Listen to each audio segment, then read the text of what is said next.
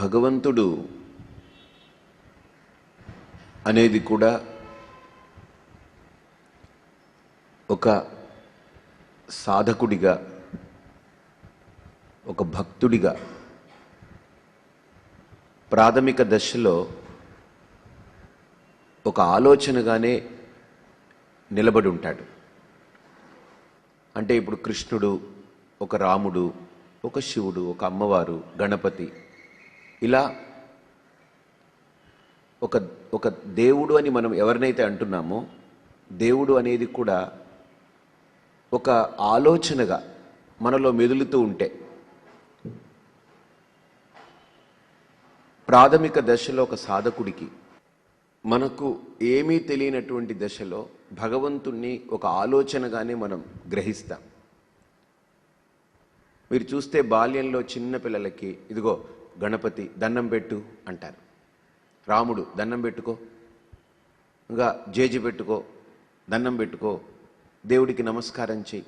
ఈ మాటలన్నీ పిల్లల్లో మాట్లాడేటప్పుడు ఆ లేలేత ప్రాయంలో భగవంతుడంటే తెలియదు. భగవంతుడంటే అక్కడ ఏదో ఒక గణపతి, తొండము, కళ్ళు, ముక్కు, వాటిని చూసి బాగా గమనించండి, ఇది దేవుడు అని అమాయకంగా దాన్ని యాక్సెప్ట్ చేస్తారు. ఎలాగ దాన్ని స్వీకరిస్తారు అని అంటే, అమ్మ చెప్పింది కాబట్టి అది నిజం, నాన్న రోజు చేస్తున్నాడు కాబట్టి అది నిజం. ఇంట్లో అమ్మమ్మ కానీ, నాన్నమ్మ కానీ, తాత కానీ ఎవరైనా పెద్దలు వచ్చి దండం పెట్టుకుంటున్నారంటే, అమ్మో వీళ్ళందరూ మనకంటే పెద్దవాళ్ళు, వాళ్ళు చేస్తున్నారంటే అది నిజం అని పెద్దలు ఆచరించిన దాన్ని ఒక శిశువు ప్రమాణంగా తీసుకుంటుంది. యద్యదాచరతి శ్రేష్ఠః తత్తదేవేతరో జనాః సయత్ ప్రమాణం కురుతే లోకః తదనువర్తతే.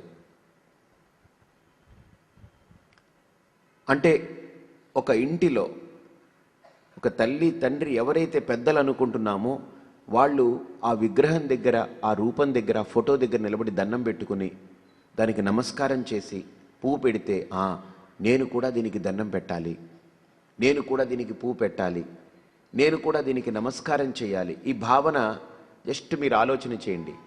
అది సత్యమని గుర్తిస్తుందా, లేకపోతే పెద్దలు చేశారు ఇది కరెక్టు అని పెద్దల మీద భరోసా ఉంచి దాన్ని చేస్తుందా శిశువు? దానికి జ్ఞానం లేదు, కానీ తన ఇంట్లో ఉన్న వాళ్ళందరూ అది చేసేటప్పుడు తను అది చేస్తుంది. యద్యదాచరతి శ్రేష్ఠః తత్తదేవేతరో జనాః. ఇప్పుడు అలాగ క్రమేపీ దాంట్లో అలా వృద్ధి చెందుతున్నటువంటి ఆ శిశువులో ఒక స్థాయి వచ్చినప్పుడు, ఒక 15 ఏళ్ళు, ఒక 16 ఏళ్ళు, ఒక 20 ఏళ్ళు, ఒక ఇండిపెండెంట్గా ఆలోచన చేసేటప్పుడు ఇది దేవుడే అని నమ్ముతాం. అంటే మన ఆలోచన కొద్దిగా దృఢపడుతుంది నమ్మకంతో. అంటే కేవలం వాళ్ళు చేశారు నేను చెయ్యాలి అనే భావన కాకుండా, ఇప్పుడు తనే దాన్ని చేస్తూ చేస్తూ తను చెయ్యాలి అనేటువంటి భావన కలుగుతుంది. ఒక గుడికి వెళ్ళాలి, ఒక దండం పెట్టాలి, ఏదైనా ఒకటి చదువుకోవాలి, ఇవన్నీ భావన తన నుండి కలుగుతాయి. ఇప్పుడు చిన్నప్పుడు తనకేది తెలియదు కాబట్టి బయట నుండి వాటిని పొంది దాన్ని చెయ్యాలి. అంటే వాళ్ళు ఎలా చేస్తున్నారో అలా చెయ్యాలి. ఇగో జేజి పెట్టు అని అంటే వెంటనే అది ఇలా పెడుతుంది. రామా రామా అను అంటే ఇలా ఇలా ఇలా కొడుతుంది అనమాట. దానికి ఏం తెలియదు, ఏది బయట చేస్తున్నారో దాన్ని పుణిగిపుచ్చుకుంటుంది, దాన్ని కొని తెచ్చుకుంటుంది. కానీ ఒక ఊహ, ఒక ప్రాయం, ఒక యుక్త వయస్సు రాగానే, అంటే విచక్షణ పెరగగానే, మనిషిలో ఆ శిశువులో ఒక వివేకం పెరగగానే తనంత తానుగా చేసేటువంటి స్థితి వస్తుంది. ఇప్పుడు 20 ఏళ్ళ అబ్బాయికి దేవుడి దగ్గర నిలబడితే వాళ్ళ అమ్మ గుడికి వెళ్ళారనుకోండి, ఎవరో వచ్చి చెప్పక్కనే దండం పెట్టమని తనకు తెలుసు. కానీ అక్కడ తనకు భగవంతుడు అనేది తెలిసినా కూడా నమ్మకమే, కానీ దాన్ని ఇంకా లోపల దృఢపరచుకోలేదు. నమ్మకం అంతే. ఇప్పుడు ఇదే నమ్మకం 50 ఏళ్లలోనూ నమ్మకమై 90 ఏళ్లకి నమ్మకంగా ఉండిపోతే ప్రయోజనం ఏమిటి? చిన్నప్పుడు పెద్దలు చేశారు కాబట్టి నేను చేస్తున్నాను, కానీ ఇప్పుడు నాకు ఒక యుక్తాయుక్తత వచ్చింది, ఒక వయస్సు వచ్చింది, ఒక ప్రాయం వచ్చింది. ఇప్పుడు వాళ్ళు చేస్తున్నారని నేను చేయట్లేదు, ఒకడు మానేశాడని నేను మానేయను. ఒకడు మానేసినా నేను చేస్తాను, ఒకడు చేస్తున్నా నేను చేస్తాను అంటే నాకంటూ స్వతహాగా ఇప్పుడు దాని పట్ల ఒక విశ్వాసం కలిగింది. ఇప్పుడు ఆ స్థాయి నుండి ఈ స్థాయికి పెరిగాం కదా, ఇప్పుడు మరి ఈ స్థాయి నుండి ఇంకొక స్థాయికి మనం పెరగకపోతే, ఈ నమ్మకమే జీవితం అయిపోతే ఇంకేమిటి ప్రయోజనం మనకు?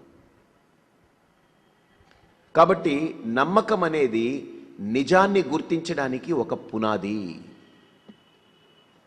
నమ్మకమే నిజానికి పునాది, గుర్తుపెట్టుకోండి. ఆ నమ్మకం అనేది, విశ్వాసం అనేది లేకపోతే నిజాన్ని నిర్ధారణ చేయలేం మనం. నిజ నిర్ధారణ జరగాలి అనంటే, సత్యము ఆవిష్కరింపబడాలి అనంటే, సత్యము వ్యక్తం కావాలి అనంటే, సత్యాన్ని నేను దర్శించాలనుకుంటే దానికి ప్రాథమికంగా, దానికి పునాది ఏమిటి? నమ్మకం, విశ్వాసం. కాబట్టి ఇక్కడ నమ్మకమే నా జీవితం అయిపోకూడదు. ఎంతకాలం నమ్ముతాం మనం చెప్పండి?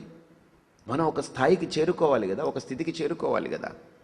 కాబట్టి ఇక్కడ ఒక యుక్తాయుక్తత, ఒక వివేకము, ఒక అవగాహన, ఒక స్థితి ఒక వ్యక్తిలో పరిపక్వత వచ్చినప్పుడు అక్కడ శాస్త్రం అనే దృక్పథం మొదలవుతుంది.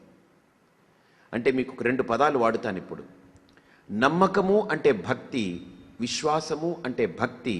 అచంచలమైన విశ్వాసాన్ని భక్తి అని అంటారు. ఆ విశ్వాసాన్ని విచారణ చేయడం మొదలు పెడితే దాన్ని జ్ఞానము అని అంటారు. విశ్వాసాన్ని ముట్టుకోకుండా ఉంచేసామనుకోండి, అది అలానే ఉండిపోతుంది. కొన్ని రోజులకు అలా ఉంటుంది. చేస్తూ ఉంటాం, పూజ చేస్తూ ఉంటాం, గంట కొడుతూ ఉంటాం, హారతి ఇస్తూ ఉంటాం, జపం చేస్తూ ఉంటాం. ఒక కర్మ జరిగిపోతూ ఉంటుంది లోపల. మానసికంగా అబ్బా నేను పూజ చేశాను, ఒక సాటిస్ఫాక్షన్. లేకపోతే ఏదైనా జరిగిందనుకోండి జీవితంలో, ఆ పూజకు ఆపాదిస్తాం. మేము పూజ చేస్తుంటాం కదండి, మాకు ఇలా జరిగిందండి. మేము పూజ చేస్తాం కదండి, నమ్మాం కదండి దేవుణ్ణి, మాకు ఇలా జరిగిందండి. అంటే ఏదైనా భౌతికంగా మనకు ఒక పదార్థము కలిసి వచ్చినా, డబ్బులు కలిసి వచ్చినా, లేకపోతే పెళ్ళైనా, పిల్లలు పుట్టినా, ఈ కర్మలన్నింటినీ, ఈ ప్రాపంచికమైనటువంటి కర్మలన్నింటినీ కూడా మనం పెట్టుకున్న నమ్మకానికి జత కలిపి నేను నమ్మాను కదండి, అలా జరిగింది. కానీ దీంట్లో ఇబ్బంది ఏం లేదు, కానీ ఒక ప్రమాదం ఉంది. ఎప్పుడైనా నేను బయట విషయాల కోసం భగవంతుడిని నమ్మడం మొదలు పెడితే, అది జరిగినంత కాలం పర్లేదు, నేను దేవుణ్ణి ఆరాధిస్తాను, అంగీకరిస్తాను, బాగుంటాను.